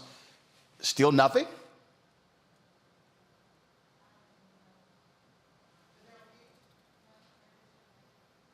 Can you hear me? Yeah. Arkila, Unisha, Alexis, either one. Again, 4 months. Have y'all been updated on the investigation? No. No, sir. No. Nothing. When was the last time you heard from Mississippi Bureau of Investigation? No one has contacted us at all. No one. At all? We haven't heard anything. No, sir. So y'all have no idea what the state of the investigation is? No. When contacting them, what do they say? Well, we've been trying to contact them. They really haven't been answering their phones. And all of a sudden, I guess they've gotten a little heat on them due to other people emailing and calling. And now they've said that they've released a redacted report because I haven't even been notified by anyone. And the report doesn't state anything but something about a traffic violation. Do y'all know if the officer is still on leave, if he's back on the streets? From what I hear, he's back working. Well, they're back working. It was more than one officer involved. And from what I hear, they put them on administrative pay, leave with pay, and now they're back on the streets working. Wow. I mean, the fact that 4 months have gone by and nothing. No. I'm trying to figure out what takes so long that you can't do an investigation in 4 months. We don't know.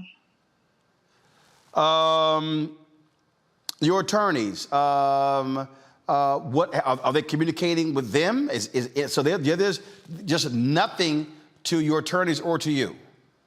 Well, last time you had us on the show, I had another attorney, but since then I've hired Mr. Lee Merritt, and we don't know what's going on right now. We're just waiting.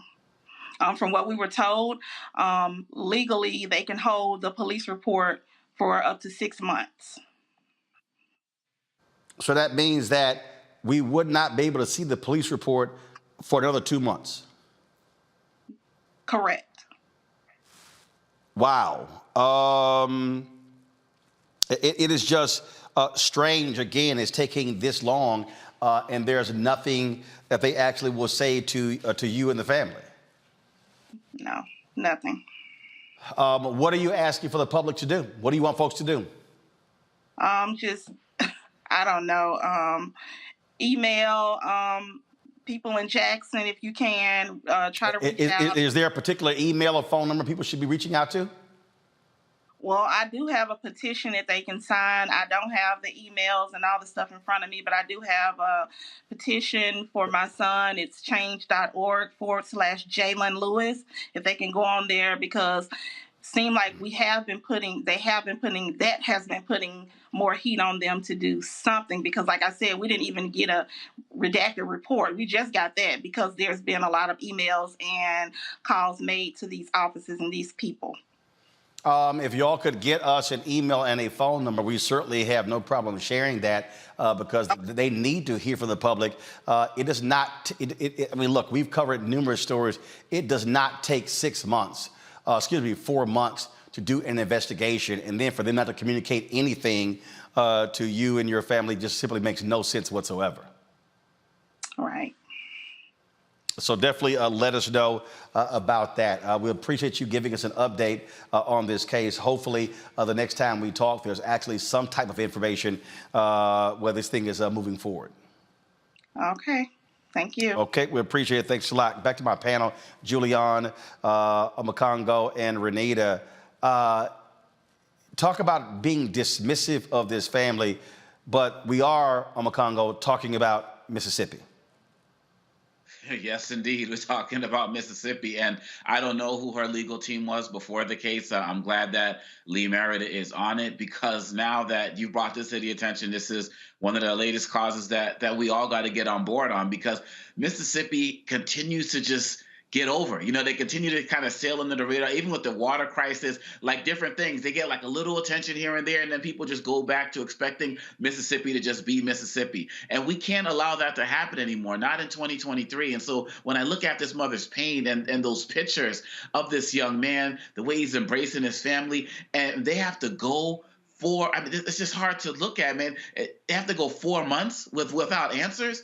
And it takes me back to Tyre Nichols, because you were traveling, you know, Roland, but, you know, Monique was hosting. We had the family on 2 weeks ago on a Monday night talking about, you know, Tyre and how beautiful he was and what he meant to them. And to be here 2 weeks later and have another family doing that, but they haven't gotten answers in 4 months. And we know that without pressure from us, Mississippi is going to hold out to this to 6 months and a day, and then probably put out more redacted nonsense. Time is up. We got to make sure that doesn't happen, Roland. Mississippi, your days of getting over on this type of stuff, they're just done. So you might as well come forward now, because we're coming for you, and we're coming for you hard. Rita? They deserve this. Rita? I looked into this case, and what I found is that this is actually the third shooting by Mississippi Capitol Police in just a month and a half. So this is a systemic issue, as we know, as we have been talking about on this show. And once again, we see a traffic stop turns into a deadly encounter for a Black man. Police need to be removed from traffic stops, and that is what the public should be demanding of their elected officials. And there is precedent for this. You have other countries where traffic enforcement is dealt with folks who are not armed, but they are basically traffic officers. Even in this country, if you run a toll booth, a police officer does not run you down to pay your toll. You get a ticket in the mail, and they've taken a picture of your license plate. So we need to demand big solutions to make sure that we are ensuring that nobody ever again dies because of a traffic stop in this country. Julian? I agree with Renita completely. There should not be traffic stops. It's harrowing to think about the fact, first of all, they have police discretion. So they can say you were speeding, you weren't speeding. They just decided they didn't have anything else to do but harass a Black man. So you got their discretion in terms of stopping people. And then how it goes south is that you've got these arrogant, ignorant, undereducated, IQ deficient white men who are basically getting their stripes off. Oh, yeah, I'm going to mess with this Black man today. Some brothers aren't having it, and next thing you know, they're dead. Or they ask a question like Tyre did. I didn't do anything. What did I do? And they are angry that he had the temerity to ask a question about why he was being stopped. So stop the traffic stops. And, you know, in D.C., they have cameras. You know, they will just send you, you know, as Renita said, but even if you're 2 miles over, and you might get a ticket in the mail for $65. But they're not stopping you. You just have to pay the ticket. So it's beyond cultural. I'm almost speechless, which I rarely am, when I think about this young man looking at his beautiful child, looking at his mom and his sisters, and just basically saying his life is cut down behind nonsense. But Omakongo, just go back and listen to Nina Simone, Mississippi, goddamn.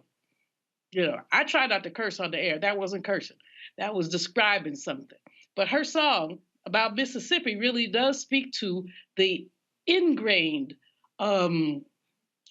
caucasity of that state, where literally they do believe that Black life does not matter. And that's why the Black Lives Matter movement is so darn important. Absolutely. That was also just driving them crazy, and pressure needs to be applied. Folks, have y'all sent me the number?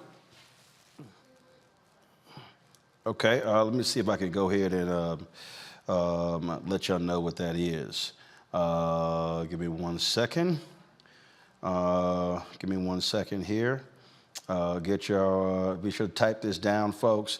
Again, if you want to reach out to the Attorney General's Office of Public Integrity, call 601-359-3680, 601-359-3680. The U.S. Attorney for the Southern District of Mississippi is Darren Lamarca. That's DARREN.LAMARCA at usdoj.gov. You can also reach out to a couple of other people, Lindsay Crawford and Shirley Summers. Lindsay Cranford, LINDSAY.Cranford, CRANFORD at AGO.ms.gov. Shirley Summers is SHIRLEY.Summers, SUMMERS at AGO.ms.gov. And then the Attorney General, Lynn Fitch, 601-359-3680. Email Lynn Fitch at lynn.fitch, FITCH, at ago.ms.gov. We'll put a graphic together and share that with you as well. We want you to call and email them in demanding answers as to this investigation in the shooting death of Jalen Lewis there in Jackson, Mississippi. And so please do that. All right, folks, got to go to a break. We come back. More on Roland Martin Unfiltered on the Black Star Network. Don't forget, follow us. Download the Black Star Network app, Apple phone, Android phone, Apple TV, Android TV, Roku, Amazon Fire TV, Xbox One, Samsung Smart TV. Look, nobody's doing what we're doing here on Roland Martin Unfiltered. Nobody has as much black news content on a daily basis we do. No other black-owned media outlet. This is why we do it for you, covering the stories that nobody else wants to cover and giving voice to the issues that matter. We'll be right back.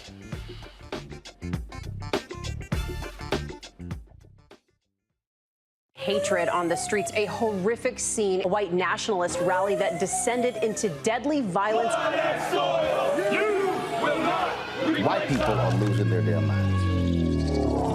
As an angry pro-Trump mob storms the U.S. Capitol, we've seen shooting. We're about to see the rise of what I call white minority resistance. We have seen white folks in this country who simply cannot tolerate black folks voting. I think what we're seeing is the inevitable result of violent denial. This is part of American history. Every time that people of color have made progress, whether real or symbolic, there has been what Carol Anderson at Emory University calls white rage as a backlash. This is the rise of the Proud Boys and the Boogaloo Boys. America, there's going to be more of this. Here's all the Proud Boys, guys. This country is getting increasingly racist in its behaviors and its attitudes because of the fear of white people. The fear that they're taking our jobs, they're taking our resources, they're taking our women. This is white fear.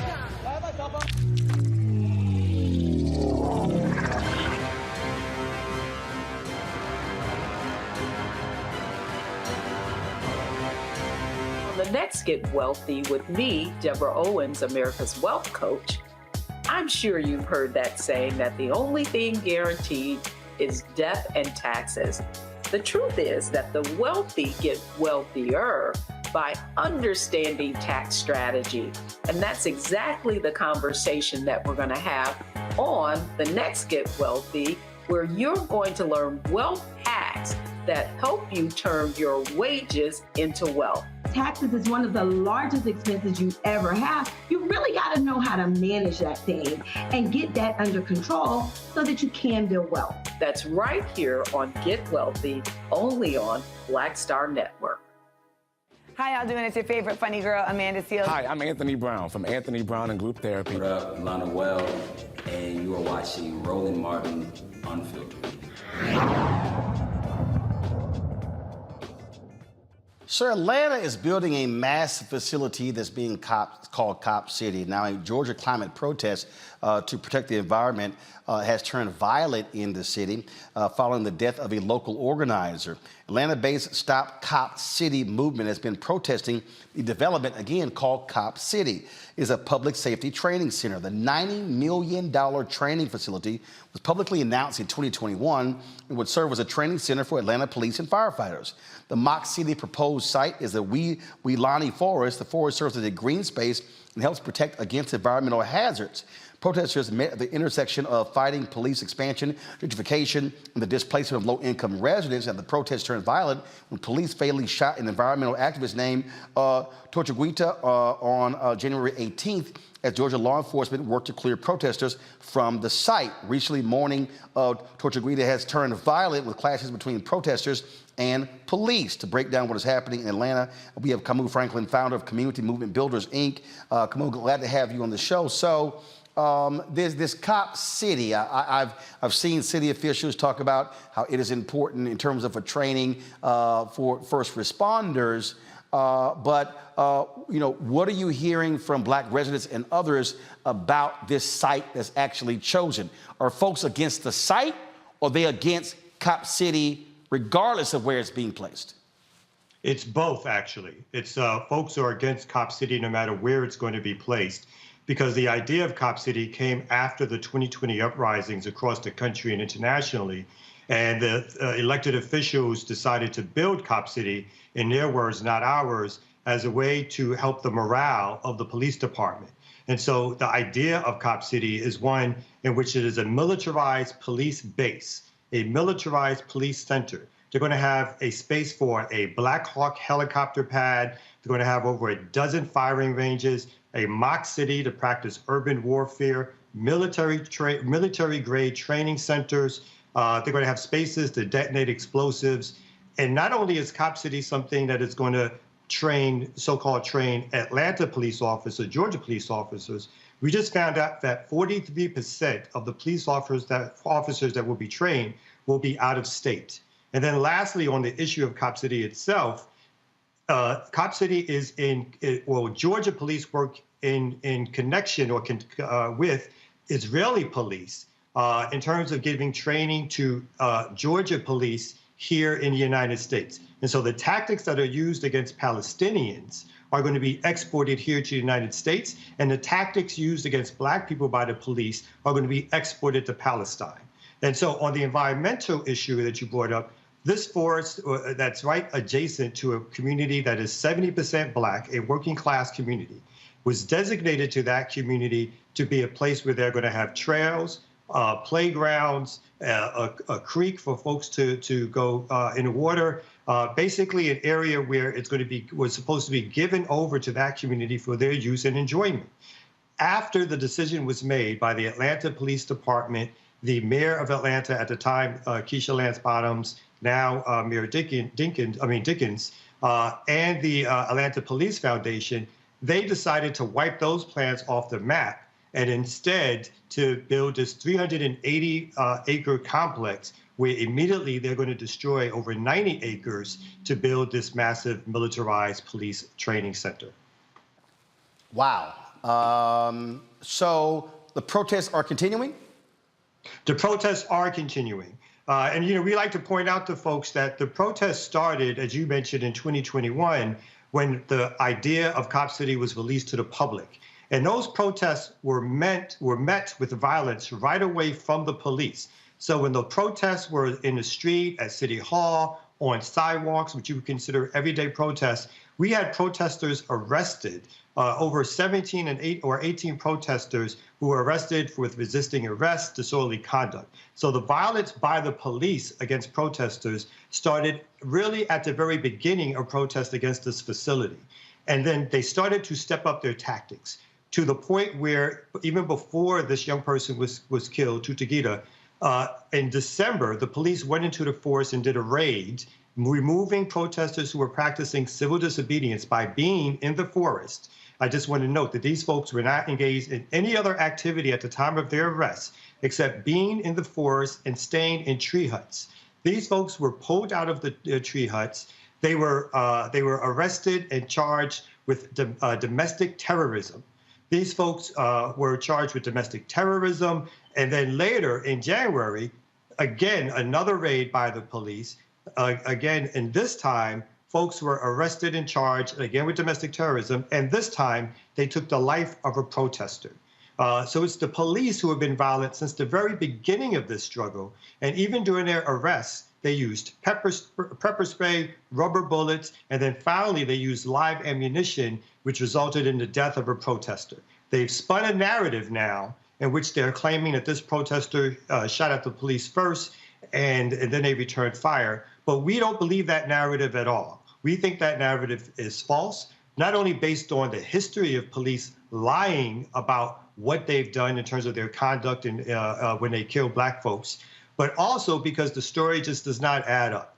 People in the neighborhood said they heard a sudden burst of fire, not a one shot and then a sudden return of fire, but a burst of fire. This person was sitting in a tent by themselves, in a plastic tent by themselves. And so what makes no sense whatsoever that 12 or 13, being surrounded by 12 or 13 police officers, that they would just begin opening fire with one shot and then be shot. Lastly, the agencies involved in this included the Atlanta Police Department, the DeKalb County Police Department, the Georgia Bureau of Investigation, by some accounts, even the FBI. None of these agencies are saying they have body camera image of what happened during the shooting. In fact, the Atlanta Police Department is required to wear body cameras and to have them on when they interact with the public. But somehow, in terms of going into forests, people who they're designating as domestic terrorists, they forgot or did not have on their body cameras to record incidents that they would have in terms of interacting with people. So we find that this is a ridiculous story that they're putting out to the public. And we're calling for an independent investigation because we don't trust the state, federal, or local authorities to investigate this matter. 3 minutes for questions. Ready to go. Thanks, Kamau, for coming on. Can you talk to the public a little bit about the cost of this facility and where else this money could be going to in Georgia instead of policing, which we know does not actually reduce crime? Throwing money at policing doesn't reduce crime. We know that statistically. This facility is right now has a price tag of $90 million. $60 million of it was raised through private corporations. The same corporations that during the 2020 uprisings were saying that they support Black Lives Matter, who were putting out all their marketing campaigns saying they supported Black Lives Matter. They're now giving money for this facility. $30 million is coming from the city itself. And again, to be clear, no one asked for this facility. 70% of the residents who called in on the day that the city council voted for this facility said they were opposed to it. 90% of the residents who live around the facility have said they are opposed to it. So Atlanta, a city that's suffering from gentrification, instead of putting money towards affordable housing, instead, Atlanta has decided to pay for this militarized training center to do nothing in our estimation except to harass the Black community and to target movement activities so that there won't be other uprisings against police violence in the Black community. Congo. What is the best way that those of us who do not live there can help this from actually happening? There's several things that we're asking people to do. Like we're asking people to do social media posts, to do town halls and workshops in their areas, invite people who are talking about Cop City. We're asking people to do demonstrations and marches in support. We're asking people to call the DeKalb County Prosecutor's Office to demand that the charges of domestic terrorism gets dropped. We're asking people to call the mayor's office who has supported this. What's important to note here again, Atlanta, which claims to be the Black Mecca, it is under this Black Democratic leadership that Atlanta has gone from an overwhelmingly Black city, 60%, to one that is now 49% Black. One, again, that is gentrifying tremendously as they invite in these large-scale corporations and their workers, their middle-class workers, to replace the Black folks who built this city. So this is something that we ask folks to do, to be on the ground, to call the mayor, to call the city council, to divest from some of the corporations who are involved in this. And that is the only way that we're going to be able to stop Cop City. Julian? I'm interested and concerned about the erosion of the quality of life for people in the contiguous place contiguous to Cop City. You talked about the land being used for leisure, for swimming, the creek, et cetera. There are not that many opportunities for Black people in urban areas really to have that kind of leisure. Speak to me about the quality of life and what this means to have this sitting right next to a Black community. I think about 45 seconds, go. I think in addition to the things I just mentioned, once they tear down this forest, the Southeast Atlanta, where this complex will be built, is famous for excessive flooding.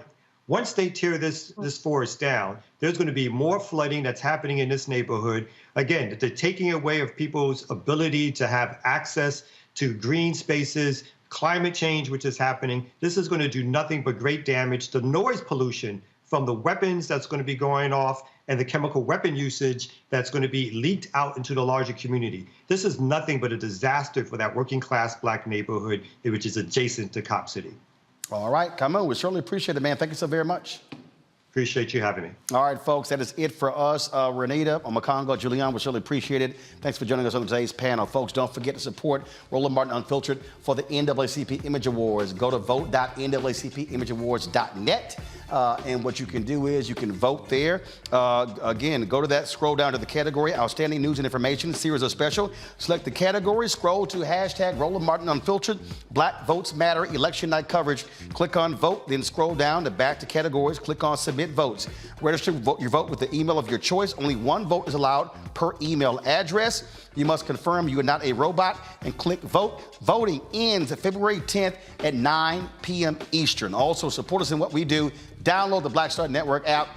Apple phone, Android phone, Apple TV, Android TV, Roku, Amazon Fire TV, Xbox One, Samsung Smart TV. Join our Brina Funk fan club. Your dollars allow us to travel to Daytona Beach on this Friday to cover the news that matters. Check and money orders. Go to P.O. Box 57196, Washington, D.C. 20037-0196. Cash App, $RM Unfiltered. PayPal, R Martin Unfiltered. Venmo is RM Unfiltered. Zelle is Roland at RolandSMartin.com. Roland at RolandMartinUnfiltered.com. Get my book, White Fear, How the Browning of America is Making White Folks Lose Their Mind. Amazon, Barnes & Noble, Target, download it from Audible. And we will be in Daytona Beach on Friday for a community forum regarding Bethune-Cookman University. We're going to be at a Hope Fellowship Church. Doors open 5 p.m. We are live 6 to 8 p.m. Love to see you there. I'll see you tomorrow. From Richmond, Virginia. Hope!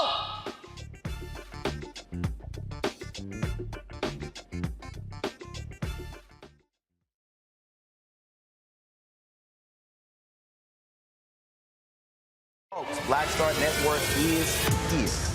Oh, no punches! I'm real revolutionary right now. Support this man, Black Media. He makes sure that our stories are told. Thank you for being the voice of Black America, Roland. Stay Black. I love y'all. All momentum we have now, we have to keep this going. The video looks phenomenal. See, there's a difference between Black Star Network and Black-owned media and something like CNN. You can't be Black-owned media and be scared. It's time to be smart. Bring your eyeballs home. You dig? Pull up a chair. Take your seat. The Black Table with me, Dr. Greg Carr, here on the Black Star Network. Every week, we'll take a deeper dive into the world we're living in. Join the conversation only on the Black Star Network. Hi, I'm Dr. Jackie Hood Martin, and I have a question for you. Ever feel as if your life is teetering and the weight and pressure of the world is consistently on your shoulders? Well, let me tell you, living a balanced life isn't easy. Join me each Tuesday on Black Star Network for A Balanced Life with Dr. Jackie. We're all impacted by the culture, whether we know it or not. From politics to music and entertainment, it's a huge part of our lives, and we're going to talk about it every day right here on The Culture with me, Faraji Muhammad, only on the Black Star Network. I I'm Deborah Owens, America's Wealth Coach, and my new show, Get Wealthy, focuses on the things that your financial advisor and bank isn't telling you, but you absolutely need to know. So watch Get Wealthy on the Black Star Network.